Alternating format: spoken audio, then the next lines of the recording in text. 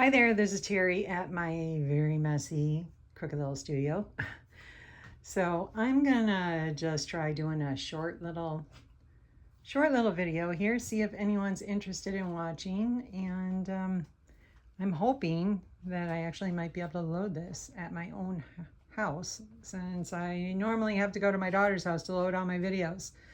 So just gonna show you what I've been doing for the last couple days. I went to the thrift store yesterday, and which I haven't done in a long time. I'm actually looking for a reclining chair and didn't find one, but I found a few things there. Found these nice little like lanterns. I love the glass on it. Obviously they're new, but I can definitely do something to that to age it.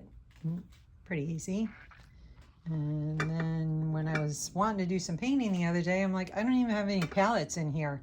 I don't have paper plates or anything. And so I saw those glass plates, and those work really great for palettes. Then you can peel the paint right off. I wanted another bookshelf over here, up here. So I had just that little piece of trim left from up there. So that worked out really well. The other piece of wood that I used was actually off of the same wood as this. It's an old wallpaper table. I don't know why there was a bee on there, but so all the little white spots I like to use painter's putty. I use that to fill up all the screws, and then I'll just use some paint and cover it up, and of course I'm going to throw some stain on the end there. I got a fun little new piece of pottery hung up right there. Can even hold some stuff, maybe some pens or something. Then I hung this box up yesterday, or was that the day before? And just found a few things around, small things.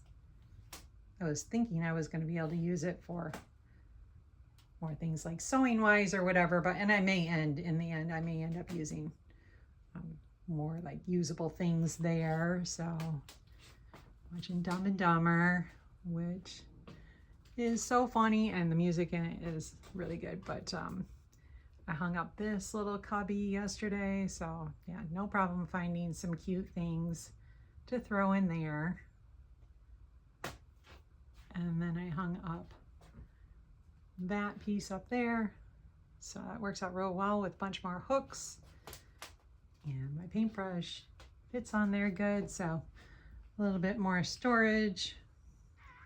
I got my mother-in-law asked me to paint the frame for her on this because it was just wood and she wanted it white, so I got that painted for her. And then I'm working on samples of wood grain because I'm gonna do the trim in my bathroom. The trim on the inside of my bathroom. If you happen to have watched my vintage bathroom tour, so the trim is white. So I have not done wood graining. This is something I used to do all the time. I was a decorative painter for over 10 years, so I used to do this all the time. And I took many workshops too. I did like week-long workshops in different places, and this is not something I learned to do at my workshops. I have no idea exactly how I learned how to do this, but I got pretty darn good at it.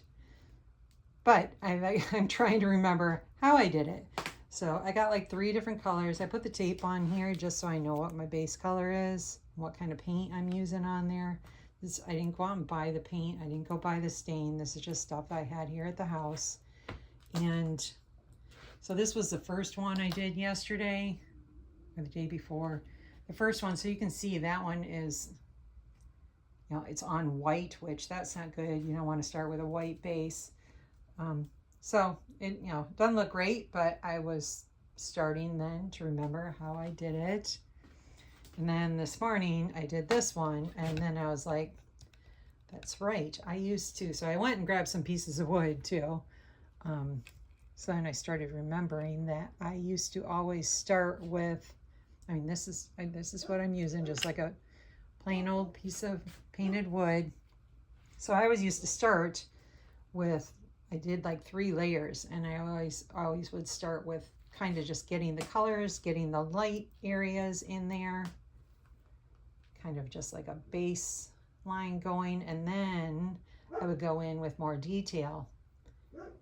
So obviously that one's way bright, that super bright color, but I'm going to do a video on how I do this eventually once I get it to look exactly the way I want, but I'm pretty pleased with where it's going now. So, all right, well, we'll see if anyone's interested in watching a video short and sweet like this, and thanks so much if you did, and I hope to see you at the next one.